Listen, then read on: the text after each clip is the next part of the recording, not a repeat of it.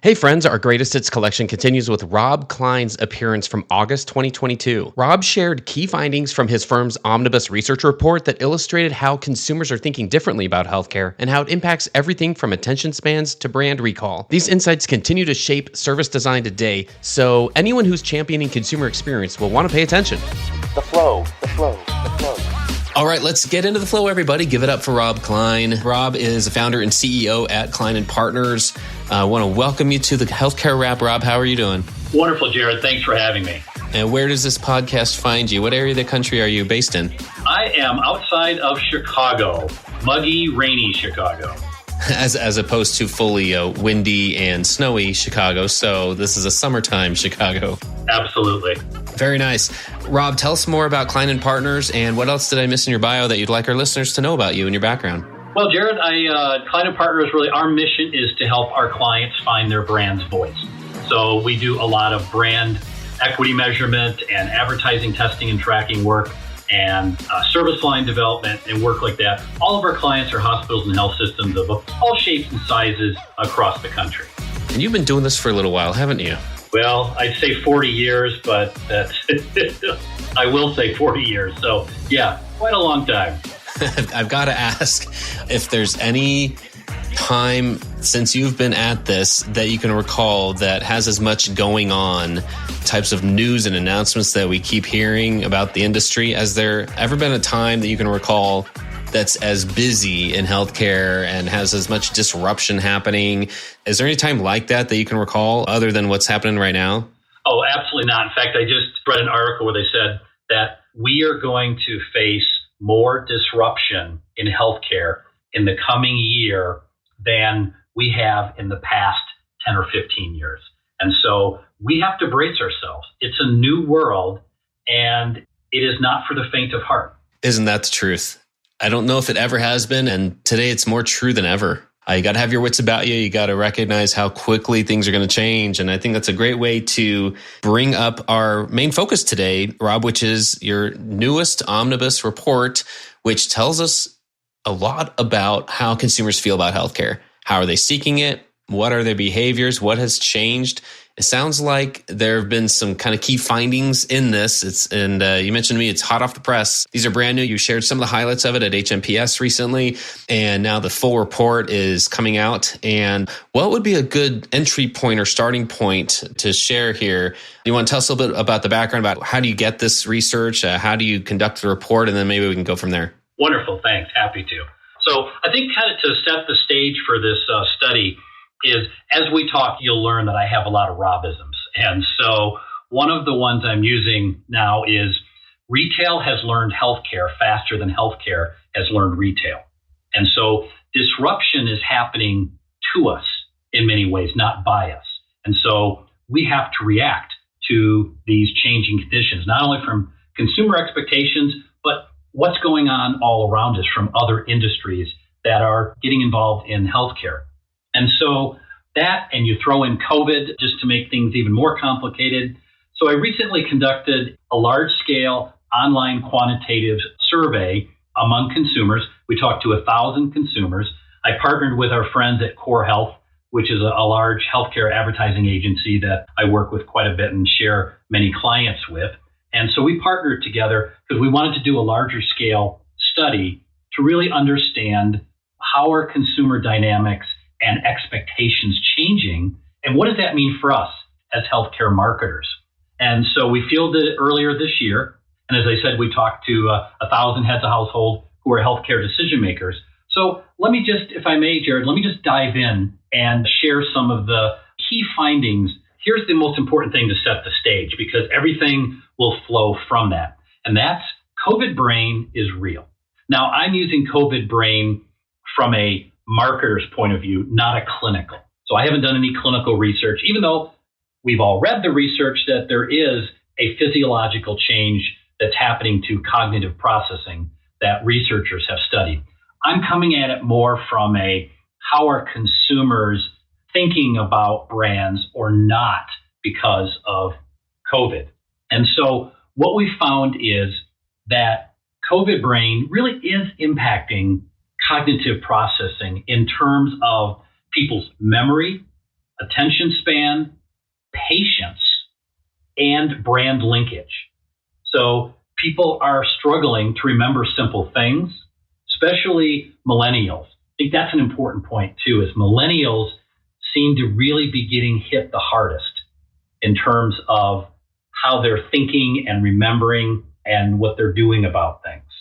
So they're also finding it harder to concentrate and pay attention to things. So what that means is, are they listening to a 60-second TV commercial like they used to? Or are we losing them partway through? I find myself losing my patience easier. We're seeing that play out on airlines with passengers punching other people and things going on in the ER and the way healthcare workers are being treated. We've just lost civility over the past 2 years. And then remembering advertisement and who the brand was. I do a lot of ad recall research, as I mentioned earlier. And what I'm finding is people can still remember the message, but then when we ask, well, who was this? The majority are saying, I don't know. I can't remember. So that means brand linkage and making the brand the star is even more important than it's ever been. So what that means is, for healthcare marketers, we have to look at any type of messaging, any way that we want to dialogue with our constituents, meaning consumers.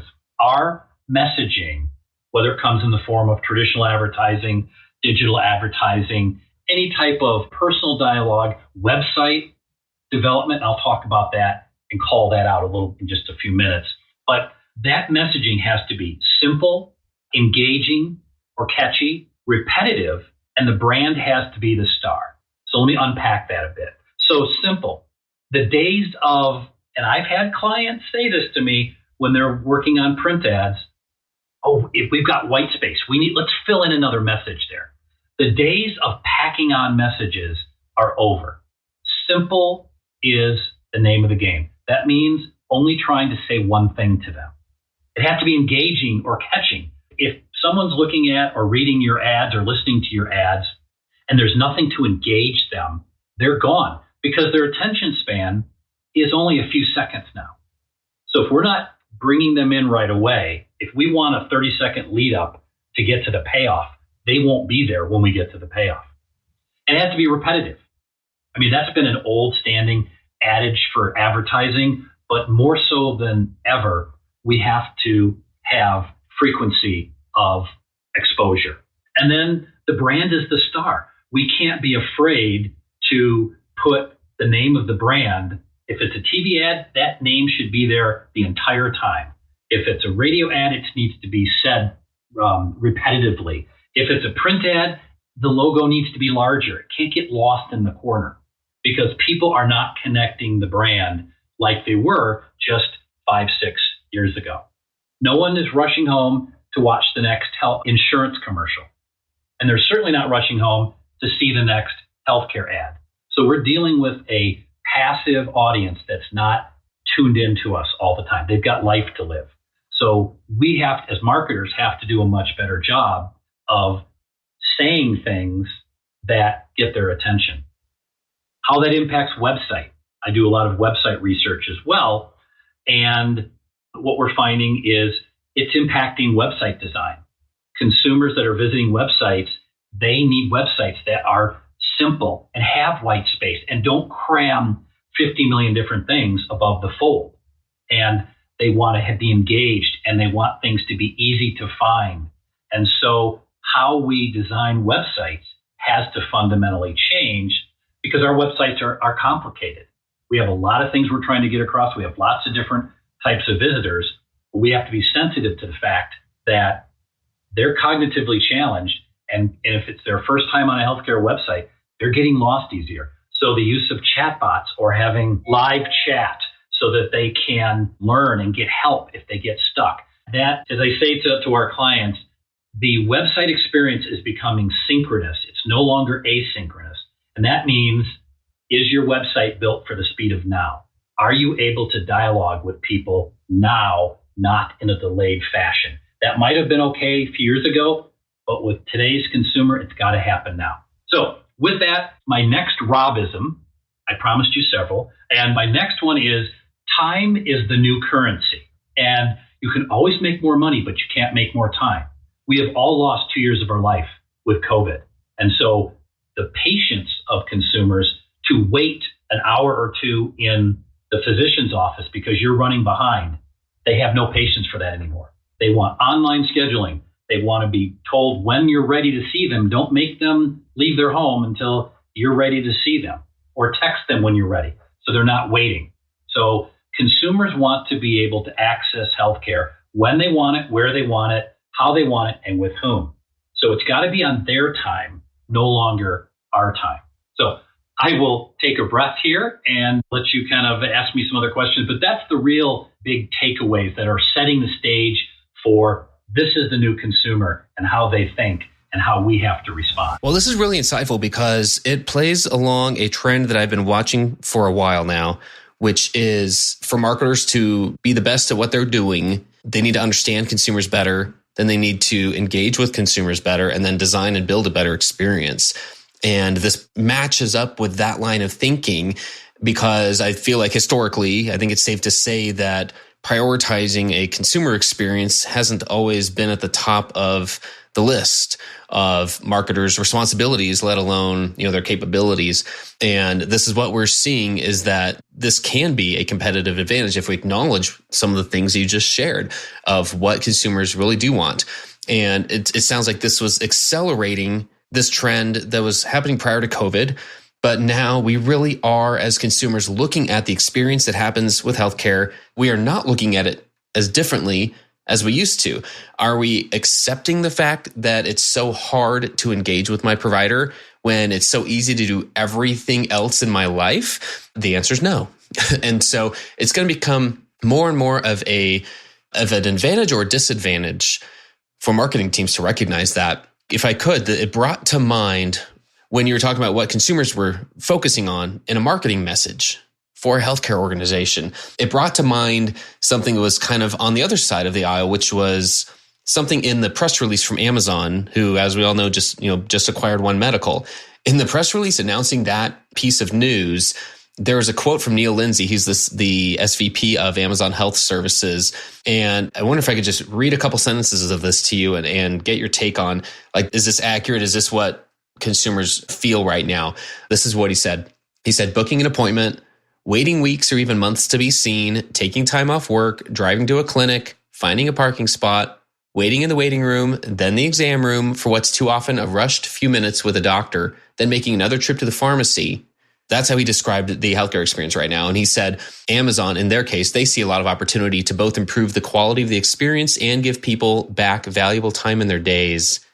Does that sound accurate? Is that what consumers are looking for in their healthcare experience? Absolutely.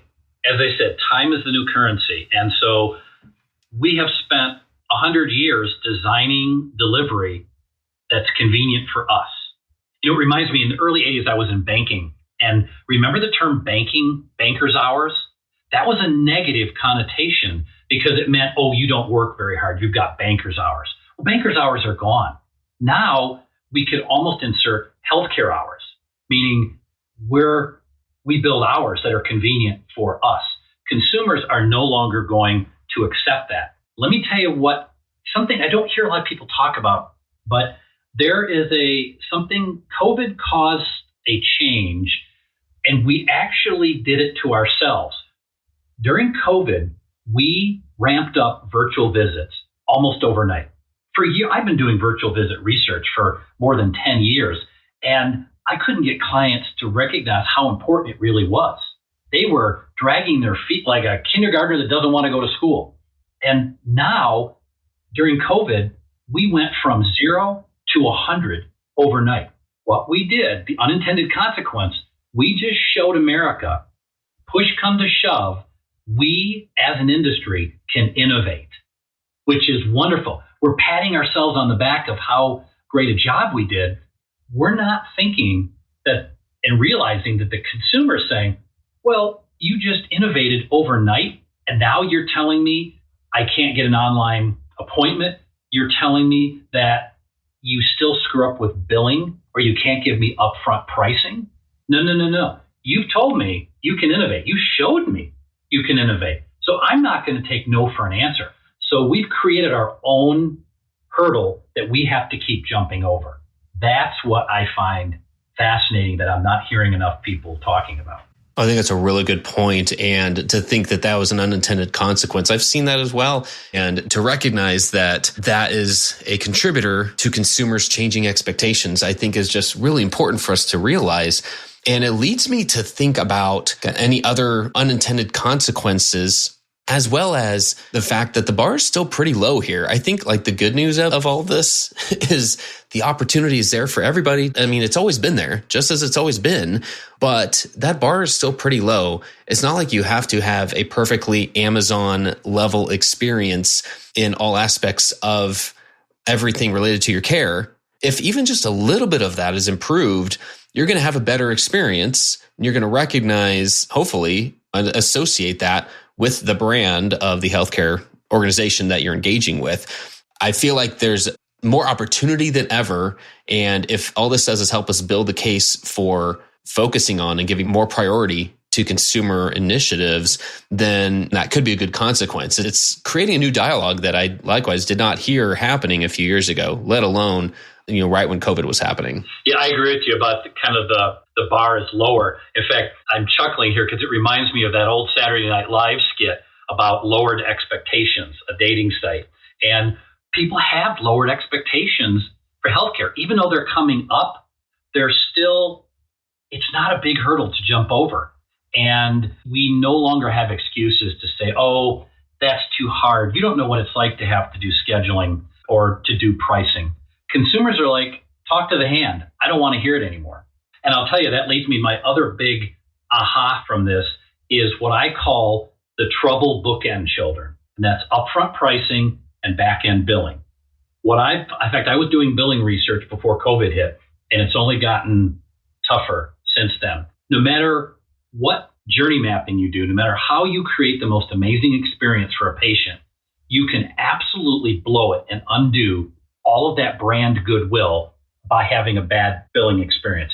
And upfront pricing I'll get to. But let me talk about that first. It's kind of the lesser of the two evil brothers.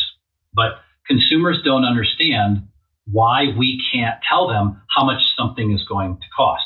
The example we all hear people say is, would you go to a car dealership and to buy a car? And the salesperson says, well, this Toyota is going to cost you anywhere from $15,000 to $40,000. I can't tell you anymore until you buy it. Nobody in their right mind would buy that car. But we buy healthcare like that all the time, but not anymore. Consumers are now starting to say, you know what, I'm going to take a look. In fact, 20% nationally said that they price shopped recently. And so one of the big places they're price shopping is for outpatient testing or imaging. And when they find out, well, if I go to the hospital, this x-ray is $600. If I go to this outpatient center that the hospital owns, it's only $125. So they're trying to reconcile your advertising that says, hey, we're an integrated system with, oh, but it depends on where you get your service from us. The price could vary quite a bit. They don't want to hear that anymore. So upfront pricing is really, really hurting the systemization claims that we're all making. Now the big trouble child is back-end billing. So what I have found when I was doing my billing research, even before COVID hit, here's the two expectations people have of billing from healthcare. And I hope everybody listening is sitting down because these are going to shock you. Number one, consumers have figured out that you have to pay multiple organizations and people. It's not just all one place. So they get all these separate bills. What they're saying now is, I'm tired of being your accountant. You figure out how to pay those people and you send me one bill. Now they use firmer language that I will not use on this family-friendly podcast, but they know what's going on and they don't appreciate it. Here's the second one that is the kicker. If you can't send me a bill within 1 month of service, I shouldn't have to pay it. Let that sink in. If you can't send me a bill within 1 month of service, I shouldn't have to pay it. Jared, since you're the one live with me on the podcast, now that you pick your jaw off the ground, what is your reaction to those two expectations? I think my response is a little different since COVID, quite frankly, because I feel like there was more leniency, and maybe it's just for those of us who've worked in the industry long enough, we just assumed that people were okay with it. And they're like, well, you don't have a choice. And I can't bring those expectations in here and feel like any kind of healthcare encounter is going to meet those expectations. And now it sure feels different. Now it's like, no, we really want an answer to this. Yeah, absolutely. The demand is there now. I had a client said to me recently, I love this. I quote her anonymously often, and she said, consumers' expectations aren't that different. It's just years ago, they were speaking them to us. Now they're yelling at us. And I really think that is a good point. Yeah, there's new technology, there's new things that are changing, but a lot of the basics, the blocking and tackling, that's been around forever. In fact, I'll tell you, I'll dip into my old man vault here. I started doing health system research back in the mid-90s. And I can tell you back then, the top two things people wanted from these somewhat fledgling things called health systems were, I want a single bill and I want the left hand to know what the right hand's doing. Well, 25 years later, we still can't do either one. So they've been patient long enough with us. Right. That's a great example here because, there are things like I compare it to like curbside pickup, right? In the heart of the pandemic, restaurants, who had more of a need to pivot than restaurants in the early days of it. And they found a way to do it. They're like, okay, we're going to figure out a way to make this work. And it's going to be another option, at the time, similar to what we've experienced with virtual care and other more convenient aspects of healthcare, is that we learned what was possible in a quick amount of time, that now a standard is that curbside pickup is an option for almost any type of restaurant that I've been to in the last couple of years. And now we're not going to go back. We're not going to think it's okay if a restaurant doesn't offer that anymore. And that insight alone should inform our strategy more than it has up until now. That should inform some conversations that happen with leadership, and we should make that part of what we're doing every day. Those are just some of the places my mind went. And Rob, this has been super informative for me. And I wonder, is there anything else that we haven't mentioned from your most recent findings that we can kind of end on here? Any other point that we hadn't brought up yet that was interesting to you? Yeah, in fact, I wanted to leave everyone with one last thing here. We have lost a lot of trust with consumers over the past few years with COVID. And we've got to rebuild that trust. When I look at, in fact, I asked the trustworthiness question again this year, and the average trust rating across different healthcare providers on a 0 to 10 scale, and with the whole scale creep, everybody's given 9s and 10s, the average trust rating is 6.45, which is really, really low. In fact, for-profit hospitals, it's in the low 6, right up just above health insurance companies, which have always been the bad guys. That hasn't changed. But what I'm finding is that the pharmaceutical companies, the health insurance companies, they've always had lower trust ratings. That hasn't changed. What has changed is the trust score for hospitals and health systems has dropped and gotten closer to them. So that's the big thing I've noticed because of COVID, is that providers, health systems, hospitals, they have really lost trust with consumers and have to work hard to rebuild that. And that's why I talked about billing and price transparency. Those are leading factors that are eroding trust, and not to mention how COVID was handled. What a perfect insight. And again, an opportunity for us to make some progress and to refocus our strategy on how we are ultimately going to gain that trust back, how that can impact our brands in a favorable way as we focus on that and build it into our marketing plans, our growth strategies. It's another point well taken here, Rob. This has been, again, very informative. For our listeners who want to know more about the report or connect with you, what's the best way for them to do that? It'll just be on our website. So if you go to kleinandpartners.com, that's KLEINAND, partners plural.com. And then you go to our resources page and you look under omnibus studies, it'll just be right there. And you don't have to enter any of your information. I always hate doing that, so I don't make others do it. You can just click and download the actual PowerPoint slides, and then you can use them any presentations that you're making. This is our gift to you to say thank you for all of your partnerships over the past 20 years that I've had Klein & Partners. Awesome. Well, as a fan of ungated content, I will express our collective thanks for making that easier for us to download. Rob, thanks so much for giving us a few minutes and a lot to think about. All the best for you and everything you've got going on. Oh, thank you, Jared. Good talking with you. Thanks for tuning in. If you like what you heard, please spread the word. Tell your colleagues to tune in for all the awesomeness, then leave a review on Apple, Spotify, or wherever you listen. This show is produced by Shift Forward Health, the channel for changemakers. Subscribe to Shift Forward Health on your favorite podcast app, and you'll be subscribed to our entire library of shows.